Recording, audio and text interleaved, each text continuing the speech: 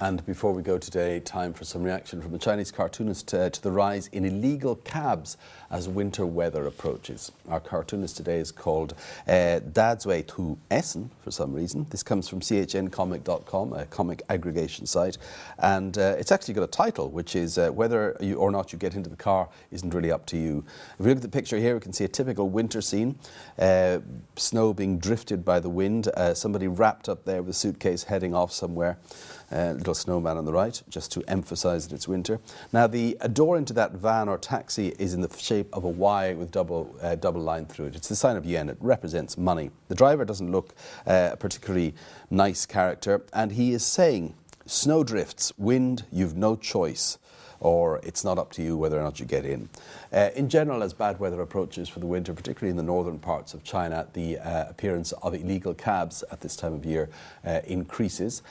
People waiting for buses or public transport and finding that they're not arriving find also that there is a lack of legal cabs, and these heiche, as they're called, black cabs, nothing to do with the iconic black cabs of London, simply sort of illegal taxis tend to make an appearance at this time of year.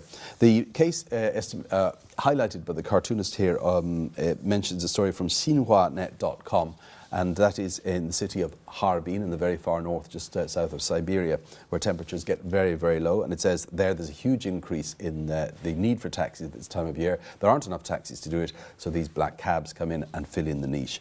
It says Xinhua points out some of the main problems of this whole phenomenon in this part of the country and indeed others.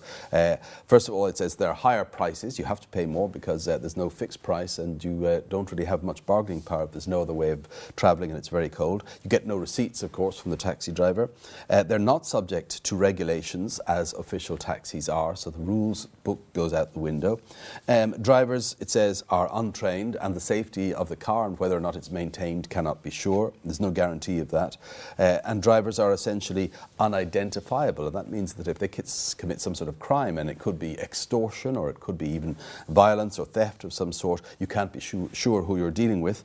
And finally, it says there is, even if the driver does do what they should do, if there's an accident, they have no insurance. So the passenger injured in an accident involving one of these black cabs, these illegal cabs, can end up paying for their own hospital medical bills. And it gives two examples of some cases recently. One was in November the 22nd, just recently, in Henan province, a car accident. A 6-year-old girl was killed, 8 high school students injured.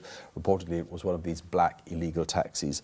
No operating license, no insurance, and the driver had no money to cover the medical expenses of his passengers. Another case, a man named Xie reported his experience to the press. The driver, in this case of an illegal taxi, agreed with a fee for him, 65 renminbi, sort of something like $5 or $6.